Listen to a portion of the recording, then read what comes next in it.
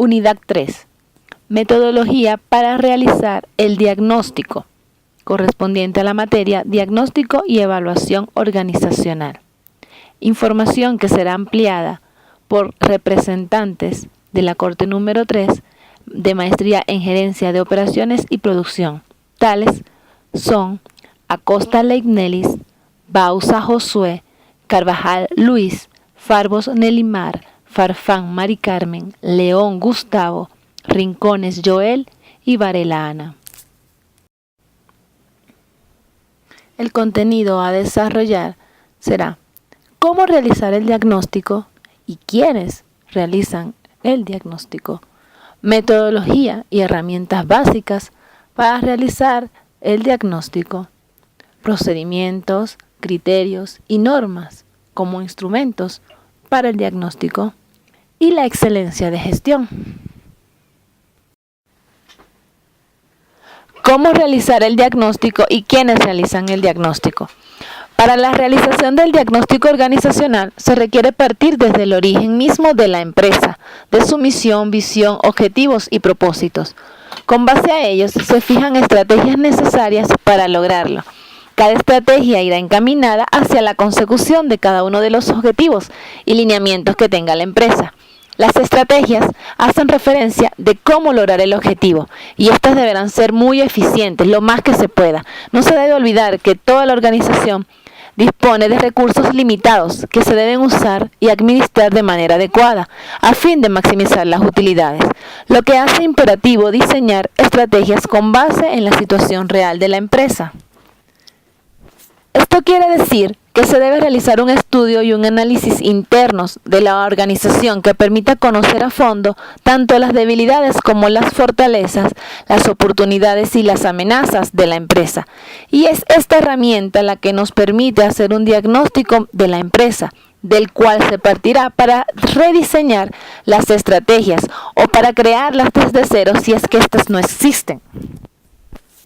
La matriz FODA nos permite identificar las diferentes situaciones posibles en la empresa que requieren de una atención especial, ya sea para corregir una situación o falencia o para sacar provecho de una oportunidad. Cualquiera sea el objetivo, se requiere del diseño de unas estrategias para lograrlo. El objetivo, tras el análisis, es convertir las debilidades en fortalezas y las amenazas en oportunidades. La matriz FODA es una herramienta que permite correlacionar los aspectos y hallazgos encontrados en el proceso de evaluación del entorno interno y externo. Una vez identificado que se requiere una asesoría, la primera entrevista entre el consultor y su cliente tiene una importancia crucial, pues se trata del primer encuentro del asesor con la organización, y su éxito dependerá en gran medida de la satisfacción final de ambas partes con los resultados que se puedan lograr en el proceso de asesoría. Es conveniente tener presente que posiblemente el consultor y el cliente tengan marcos de referencias diferentes, que sus lenguajes sean distintos, que sus expectativas no se correspondan y que en definitiva se haga necesario poner en común los temas que deberán ser abordados, la forma en que lo serán y el alcance de los resultados que será posible obtener. Una vez establecido un vínculo a nivel de decisión adecuado, se hace necesario llegar a un contrato en el que se deje claro las expectativas de ambas partes, las consecuencias y efectos esperados del diagnóstico y las condiciones de trabajo y entrega de los informes correspondientes. Es indispensable que el cliente conozca los riesgos que pueden significar para su organización los métodos y técnicas que han de ser usados. Ningún consultor puede arriesgarse a colaborar con un proceso cuya finalidad es poco clara o donde existe el peligro de una utilización fraudulenta del trabajo de asesoría. Hola, les habla Ana Varela. En esta ocasión les voy a hablar sobre las metodologías y herramientas básicas para realizar el diagnóstico. Los métodos más usados para realizar un diagnóstico son la observación, la entrevista, el cuestionario, el análisis de redes de comunicación, la entrevista grupal, el análisis de experiencias críticas de comunicación y el análisis de difusión de mensajes. La observación entendida en términos genéricos tiene una importancia central en la conjugación del problema observado. La observación hace uso de esquema de distinción que le permite configurar lo observado. El observador puede ver con ayuda de estos esquemas de distinción, pero no puede ver sus propios esquemas de distinción. Esto, sin embargo, puede aparecer evidentes para un observador de la observación. La observación lleva una preparación previa. Se debe determinar y definir el objetivo, estipular el tiempo de observación y obtener la autorización de la gerencia en la cual se va a llevar a cabo la observación, y se debe explicarle a las personas que van a ser observadas lo que se va a hacer y las razones por las cuales se van a hacer. En cuanto a la conducción de la observación, se debe medir el tiempo de forma periódica. Se deben anotar las observaciones de forma muy precisa y se debe familiarizarse con los componentes del área a observar. Eh, Se debe abstenerse de comentarios cualitativos que impiden un juicio de valores. Eh, la observación tiene una secuela eh, que se viene a determinar en documentar y organizar formalmente las notas e impresiones, y en revisar los resultados y conclusiones junto con las personas observadas, el supervisor inmediato y, si es posible, otro del sistema. La entrevista. Esta técnica consiste en una conversación que el investigador sostiene con un miembro de la organización que se pretende diagnosticar. El objetivo de esta conversación es obtener información sobre una gran variedad de temas de la organización y de la opinión del entrevistado acerca de estos temas. Para ello debemos de tener en cuenta las condiciones de la entrevista. Es necesario que la entrevista se desarrolle en un ambiente apropiado, si las condiciones de ruido, aislamiento y tranquilidad lo permitan. Es preferible que la entrevista se lleve a cabo en el mismo lugar de trabajo del entrevistado. El entrevistador debe procurar que el clima de la entrevista sea cordial y exento de amenazas. Es conveniente mostrar al entrevistado una actitud interesada en sus opiniones. El entrevistador debe manifestar al entrevistado cuáles son los objetivos de la entrevista y exponer brevemente, con claridad, los fines del diagnóstico que ésta enmarca, solicitándole al mismo tiempo su colaboración. La entrevista debe ser conducida en un lenguaje adecuado al nivel de la educación del entrevistado. Las preguntas deben ser claras en su formulación y poco ambiguas. Otro es el curso de la entrevista. La entrevista debe ser planeada de tal manera que las condiciones de la relación entrevistador-entrevistado puedan establecerse adecuadamente al comienzo de la entrevista. Esto es lo que en el lenguaje técnico es conocido como el rapport. El rapport puede construirse a partir de la explicación inicial que, que hace el entrevistador de los objetivos de la investigación y de la importancia que para esta tiene la información que pueda aportar el entrevistado. Una vez establecido el ambiente de confianza y calidez requerido para el desarrollo de la entrevista, es posible comenzar con preguntas destinadas a obtener la información pertinente. Para esto es conveniente iniciar esta fase con preguntas generales y vagamente formuladas. Ejemplos de estas preguntas vagamente formuladas son: ¿cómo andan las cosas en la organización? ¿Qué cambios les gustaría ver en ella? ¿Qué piensa, cómo, cómo piensa que la organización podría ser más efectiva? ¿Cómo describiría el estilo de esta organización? Una vez que se ha obtenido una respuesta del entrevistado que especifique los términos en los que la pregunta se aplica, se ha conseguido, además de conocer el área a que juicio del entrevistado reviste la mayor prioridad. En otros casos tenemos las entrevistas estructuradas y las entrevistas no estructuradas. Para las estructuradas tenemos la elaboración de informes, fácil de administrar y evaluar, objetivas, limitado en tiempo de entrenamiento al entrevistador, altos costos de preparación, reduce responder en forma espontánea.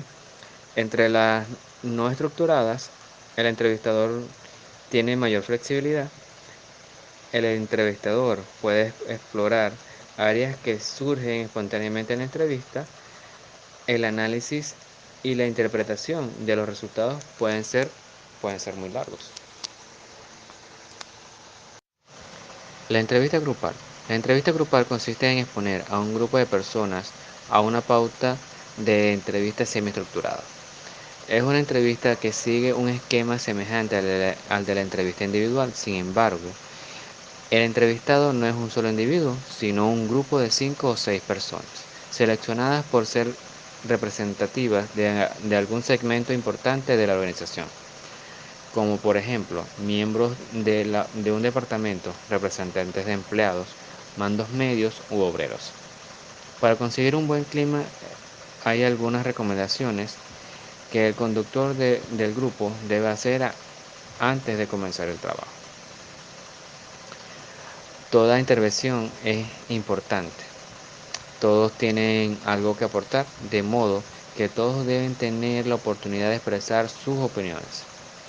Se debe evitar hacer alusiones personales descalificadoras porque con ellas se podría inhibir la participación de algunos participantes. En lo posible, se debe tratar de plantear respuestas de índole general sin recurrir salvo a que sea imprescindible dar detalles. En el grupo de discusión es semejante a las entrevistas grupal, pero en él se intenta proponer ciertas temáticas a la discusión en grupo.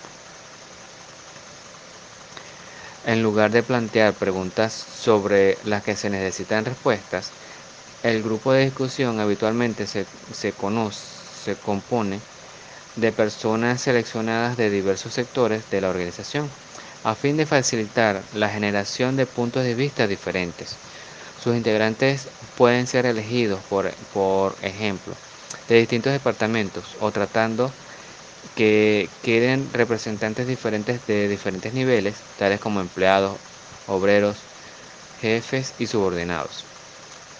Como forma de evitar consecuencias negativas posteriores a la confrontación, es conveniente hacer que quienes se enfrenten sean personas representativas de distintas posiciones, pero que no estén directamente relacionados en el trabajo.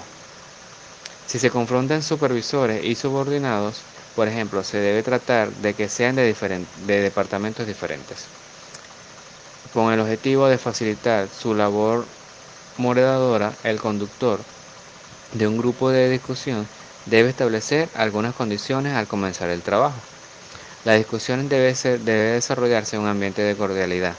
Es importante que se mantenga una actitud de respeto hacia las personas. Es necesario escuchar las opiniones de los demás integrantes del grupo sin interrumpir, dejándolos desarrollar sus argumentos. La discusión debe plantearse en términos racionales, como una confrontación de ideas. La agresión debe ser evitada. Nadie debe sentirse amenazado ni cuestionado por lo que pueda decir en el grupo.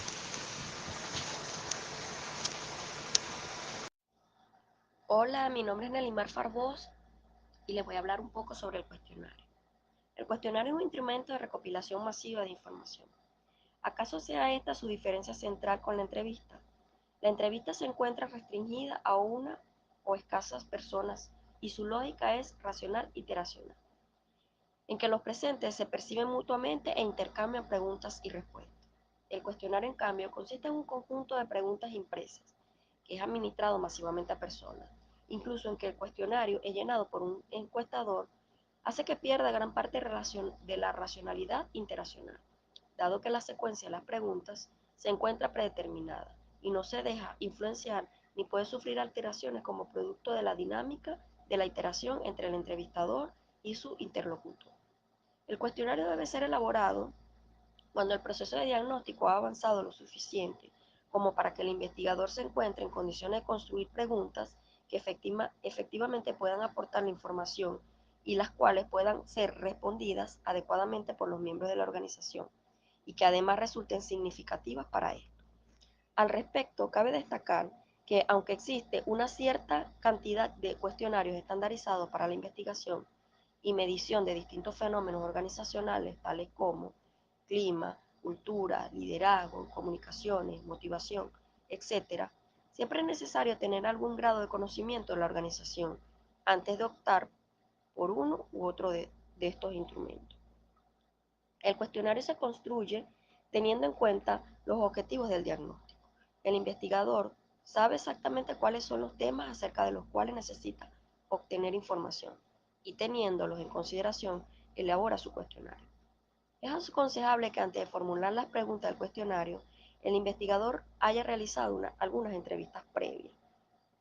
A partir de estas entrevistas, será posible elaborar preguntas pertinentes a la situación de la organización y que resulten comprensibles y significativas para los miembros de esta. El lenguaje que se construye con los distintos ítems del cuestionario debe ser aproximado al lenguaje de la organización. Esta es otra importante razón por la cual es necesario confeccionar el cuestionario una vez que se ha avanzado en el proceso de diagnóstico y se han efectuado ya algunas entrevistas previas. El cuestionario debe contener preguntas que, en su forma y contenido, enfrenten al encuestado con temas conocidos, acerca de los cuales él puede opinar. Una pregunta mal planteada en su contenido no se entiende qué se quiere preguntar, o en su forma se utilizan términos rebuscados, confusos o que resulten ridículos para el encuestado, pueden conducir que todo el cuestionario sea contestado en forma superficial. Las preguntas pueden variar de acuerdo a la forma que estructuran las entrevistas de sus respuestas. Se habla de preguntas abiertas cuando es el encuestado quien debe elaborar la respuesta, haciendo para eso el desarrollo de un tema. Ejemplos de preguntas abiertas son: ¿cuál cree usted que son las causas de los problemas de comunicación en esta organización? O ¿cuáles son, a su juicio, los problemas de esta organización? O ¿qué piensa usted de la forma en que se realizan los gastos en esta organización? Las preguntas abiertas permitan al encuestado estructurar la respuesta libremente. Con ello, pueden obtenerse datos e información que el investigador no ha anticipado. Por ejemplo, se hace posible recoger categorizaciones no esperadas. Este tipo de preguntas, por consiguiente, tiene gran utilidad en cuestionarios acerca de temas sobre los cuales no se tiene ideas preconcebidas. También es utilizado como una forma de plantear una temática a la reflexión del encuestado. La clara ventaja de la pregunta abierta radica en que el encuestado responderá sin dejar influir por los criterios del encuestador, suponiendo, claro está, que la pregunta misma no haya elaborado o no se haya elaborado en forma tendenciosa.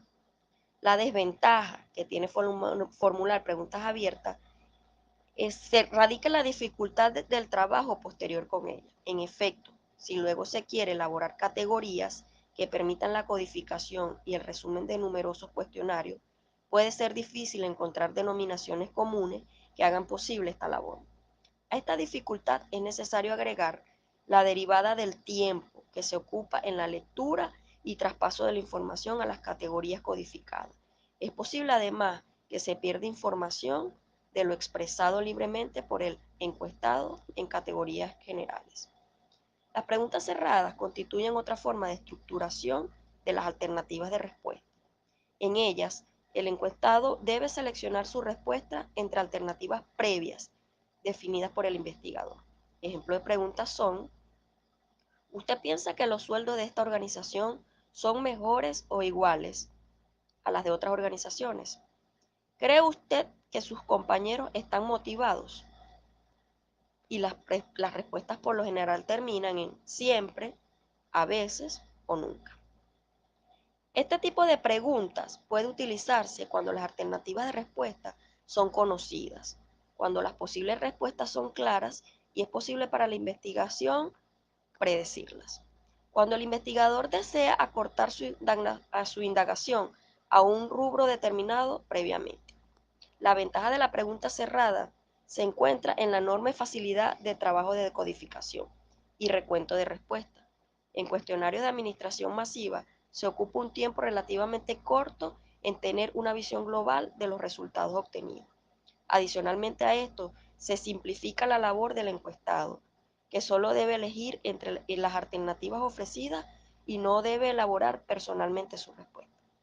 La desventaja de las preguntas cerradas se encuentra en que aporta solo la información que está predeterminada. El encuestado se ve obligado a responder dentro de las categorías previamente definidas por el investigador y pudiera ser que ninguna de ellas satisfaga plenamente su opinión. Un cuestionario puede tener tanto preguntas abiertas como cerradas. En todo caso, es aconsejable en un diagnóstico en que se usen otros métodos adicionales de recolección de información, tales como entrevistas y grupos de diagnóstico.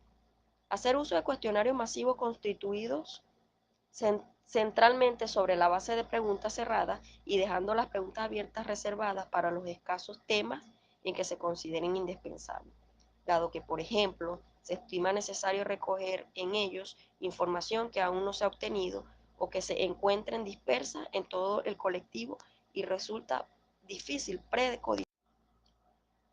Prueba del cuestionario.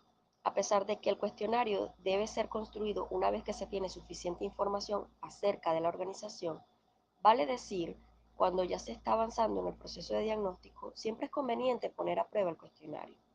Esta prueba consiste en aplicar el mismo a un grupo reducido de personas, a objeto de conocer si las preguntas están formuladas adecuadamente y si los encuestados las comprenden correctamente. Se debe seleccionar para la prueba del cuestionario a personas semejantes a las que serán encuestadas. El número de individuos en que se pruebe el cuestionario no puede ser muy alto.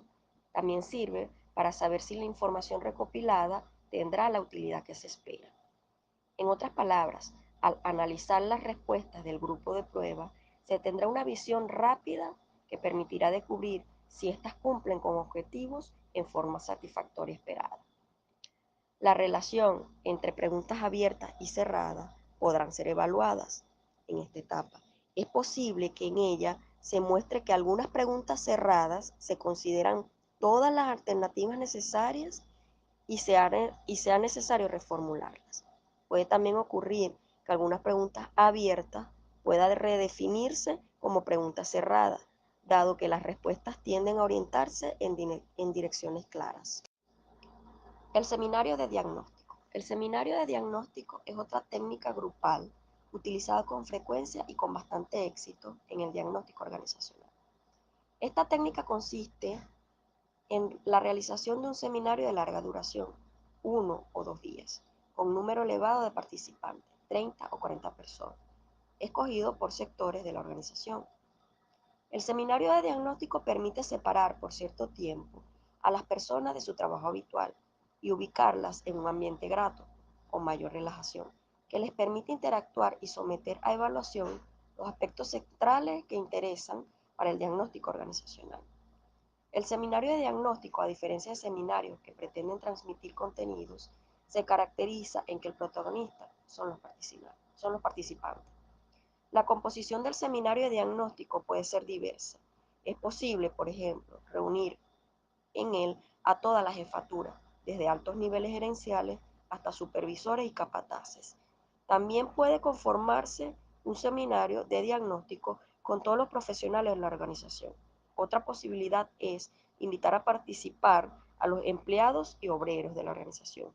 Si la necesidad del diagnóstico y la índole de los problemas previamente determinados lo hacen aconsejable, se pueden mezclar en un mismo seminario de diagnóstico miembros de sectores diversos de la organización. Muchas gracias. Ahora bien, continuando con los procedimientos criterios y normas como instrumentos para el diagnóstico, se establece un método habitual de manejar actividades futuras. Estas son verdaderas guías de acción, más bien que de pensamiento. Detallan la forma exacta bajo la cual ciertas actividades deben cumplirse. Según Melnikov, los procedimientos consisten en describir detalladamente cada una de las actividades a seguir en un proceso laboral, por medio de la cual se garantiza la disminución de errores. Como instrumentos para el diagnóstico, este hace referencia a la acción que consiste en proceder, que significa actuar de una forma determinada. Por otra parte, está vinculada a un método o una manera de ejecutar algo. Un procedimiento como instrumento para el diagnóstico consiste en seguir ciertos pasos predefinidos para desarrollar un análisis de la situación de manera eficaz. Su objetivo debería ser único y fácil de identificación, aunque es posible que existan diversos procedimientos que persigan el mismo fin, cada uno con estructuras y etapas diferentes y que ofrezcan más o menos eficacia. El primero de ellos son los objetivos que debemos tener claros. Gómez señala que el principal objetivo del procedimiento es el de obtener la mejor forma de llevar a cabo un análisis, considerando los factores de tiempo, esfuerzo y dinero. La segunda es la importancia de estos procedimientos. El hecho importante es que los procedimientos existen a todo lo largo de una organización. Aunque sería de esperar, se vuelven cada vez más rigurosos en los niveles bajos, más que todo por la necesidad de un control riguroso para detallar la acción de los trabajos rutinarios para llegar a tener una mayor eficiencia cuando se ordenan de un solo modo. Según Bigler, los procedimientos representan en la empresa de forma ordenada de proceder a realizar los trabajos administrativos para su mejor función en cuanto a las actividades dentro de la organización. Las características de estos procedimientos son, según Melnikov, no son de aplicación general, sino que su aplicación van a depender de cada situación en particular. Son de gran aplicación en los trabajos que se repiten, de manera que facilita la aplicación continua y sistemática. Son flexibles y elásticos, pueden adaptarse a las exigencias de nuevas situaciones. Desde otro punto de vista, Gómez se enfoca en las siguientes características que se dictaminan a continuación. Por no ser un sistema, ya que es un conjunto de procedimientos tendientes a un mismo fin, se conoce como un sistema. Por no ser un método individual de trabajo, ya que el método se refiere específicamente a cómo un empleado ejecuta una determinada actividad. Por no ser una actividad específica es la que se realiza un empleado como parte de su trabajo en el puesto. Ahora bien, los beneficios que aportan estos procedimientos como una herramienta organizacional son los siguientes. Para Melnikov, conceptualiza que el aumento del rendimiento laboral permite adaptar las mejores soluciones para los problemas y contribuye a llevar una buena coordinación y orden en las actividades de la organización. Ahora bien, según Pino, en su trabajo de grado describe los siguientes beneficios que consisten en: aumenta el rendimiento laboral, permite adaptar las mejores soluciones a los problemas, contribuye a llevar una buena coordinación y orden en las actividades de organización. Continuando con nuestra exposición, en esta oportunidad hablaremos un poco acerca de la clasificación de los procedimientos que debemos tomar en cuenta a la hora de realizar un diagnóstico. Esta clasificación está dada en primer lugar según el grado de transversalidad. Entre ellas están las comunes, que son todos aquellos procedimientos utilizados en diversas disciplinas y que su tratamiento didáctico difiere en función de la naturaleza del contenido conceptual. También están los específicos, que son todos aquellos procedimientos derivados del método propio de una disciplina concreta y se puede obtener resultados más directos. También está dado según la naturaleza de las acciones. Entre ellas están las motrices, que son todos aquellos procedimientos que se sitúan en la naturaleza física o corporal de las acciones, que son parcialmente observables dentro de cada área de la organización o de cada persona que participa. También están los cognitivos, que son todos aquellos procedimientos que se sitúan en la naturaleza interna, simbólica o mental de las acciones, y la persona que vaya a aplicar este tipo de herramientas debe estar preparada mentalmente para poder interrelacionarse con cada área, con cada trabajador que participa dentro del diagnóstico. También está dada según el grado de exactitud y seguridad de obtención de los objetivos. Entre ellos están los algorítmicos, que son todos aquellos procedimientos o pasos muy exactos y una vez evaluados y aprendidos aseguran que los objetivos sean cumplidos o las tareas propuestas sean alcanzadas. Y los heurísticos, que son todos aquellos procedimientos traducidos en secuencias generales, pero que no explican cómo actuar con exactitud. Y que a la final, debido a que son inestables, pero que a la final pueden darte un resultado positivo dentro del resultado. Vamos a hablar un poco acerca de todos aquellos procedimientos que se deben tomar en cuenta, o aquellos criterios como instrumentos que se deben tomar en cuenta a la hora de aplicar un diagnóstico dentro de la empresa. Entre ellos están la evaluación. En este punto estableceremos un parámetro que nos permite evaluar la situación actual de la empresa y que pudiera despertar el interés de la empresa para poder diagnosticar esa área. También está la visión detallada. En este punto es cuando el equipo o persona encargada de realizar este diagnóstico se centra especialmente en recoger toda la información posible acerca del sistema concreto de la empresa por el cual se es interesado en estudiar. Y continuamos con los cálculos. En este punto, o cuando llegamos a este punto y con la información recorrida de la fase anterior, es el momento para establecer el grado de alcance en función del parámetro que se haya querido fijar. Y llegamos a las conclusiones, que es donde se analiza toda la información que se ha recogido y se estudia qué es lo que se va a evaluar y qué es lo que se va a corregir dentro de los parámetros establecidos. O sea, ya una vez conocidos los problemas, será mucho más fácil encontrar las soluciones. Eficiencia organizacional. En el marco de la búsqueda de la eficiencia organizacional, es necesario que toda empresa pueda contar con herramientas que le permitan alcanzar el éxito dentro del mercado. En esta oportunidad vamos a mencionar o vamos a hablar un poco acerca de algunas de esas herramientas.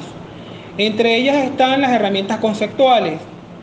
En este caso se requiere contar con conceptos y teorías que permitan entender cómo funcionan las organizaciones, cómo se da el comportamiento dentro de ellas y qué diferencia en otras organizaciones han hecho que sean ineficientes o eficientes para aplicarla como modelo en nuestra empresa.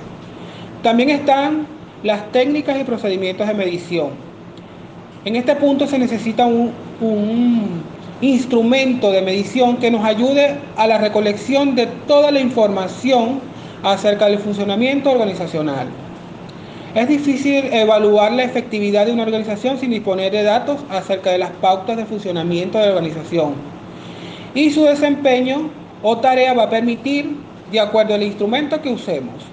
También está la tecnología de cambio. En este caso, teniendo en cuenta los conceptos y técnicas de medición, es posible aplicar métodos y procedimientos específicos para cambiar pautas de comportamiento, mejorando así la eficiencia de las empresas. Todas estas herramientas contribuyen al éxito de toda empresa y ayudan al desarrollo de otras, porque si tenemos un modelo, partiendo de ese modelo podemos aplicarla y emprender nuevos rumbos y nuevos caminos. Hace ya muchos años que se trabaja con modelos de excelencia y calidad en las organizaciones. La implantación de estos modelos ha sido exitosa y realmente ha mejorado la eficiencia, la calidad, traduciéndose sin duda alguna en resultados satisfactorios.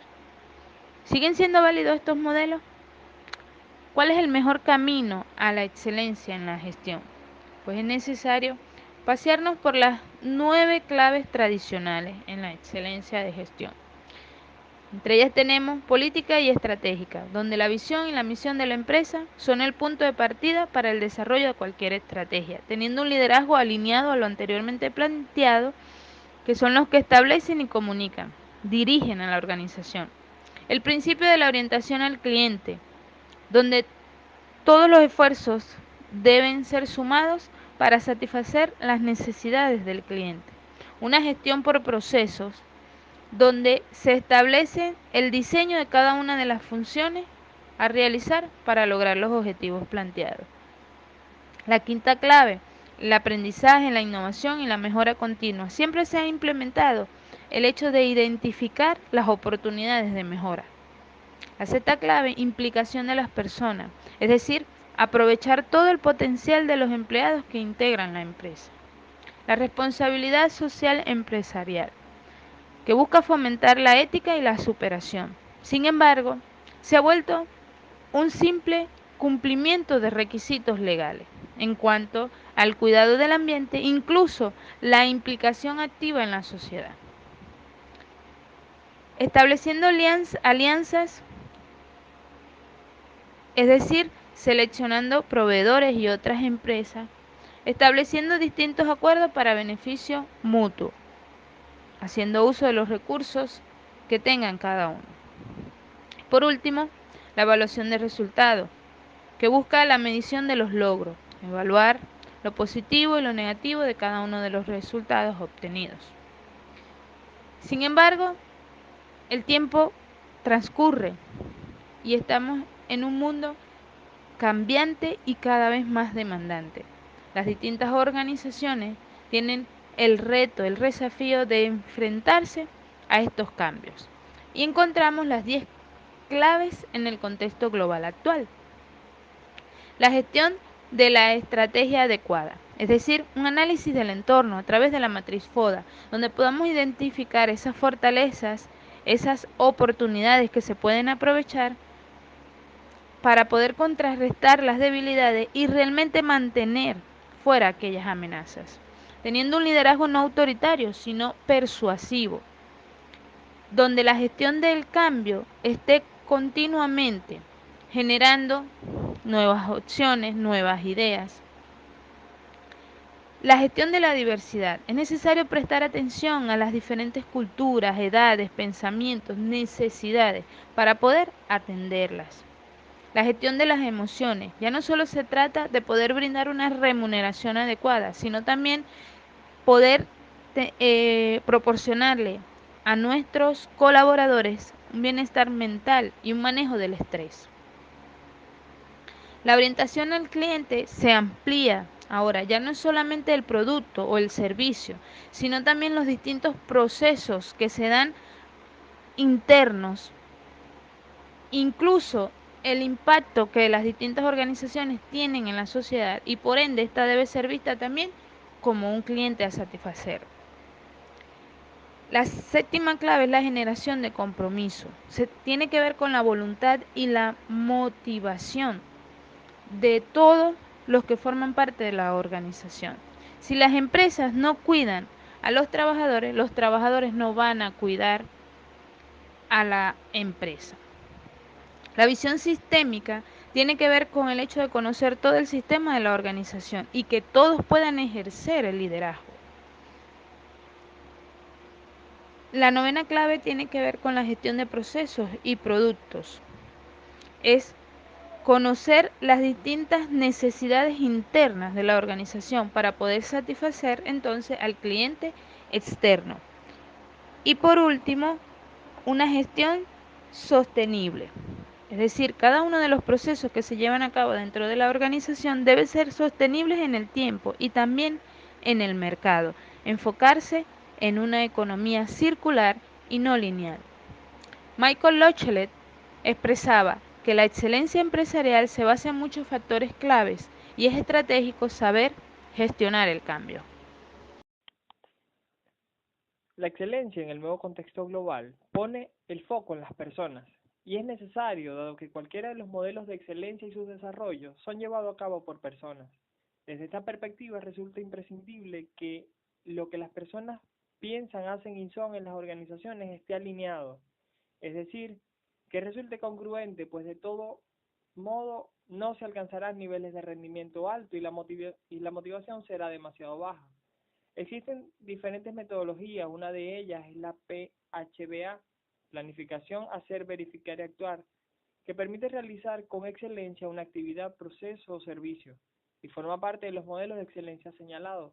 Un punto importante de esta metodología es la eliminación de las no conformidades al final del ciclo, es decir, trabajar por excelencia y para la excelencia.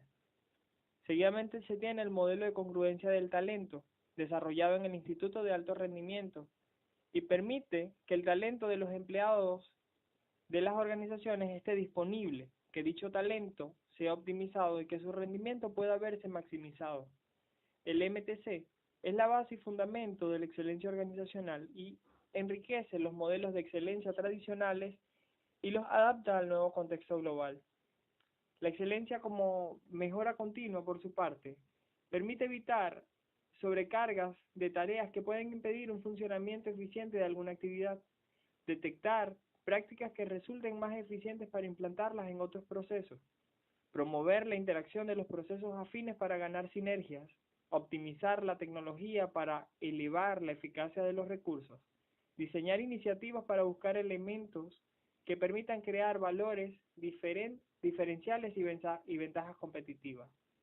La excelencia solo se construye haciendo, buscando las mejores soluciones para cada procedimiento e implantando un enfoque de mejora continua que optimice los recursos y genere nuevas capacidades y habilidades, tanto tecnológicas y, como ya lo hemos dicho al inicio, como personales.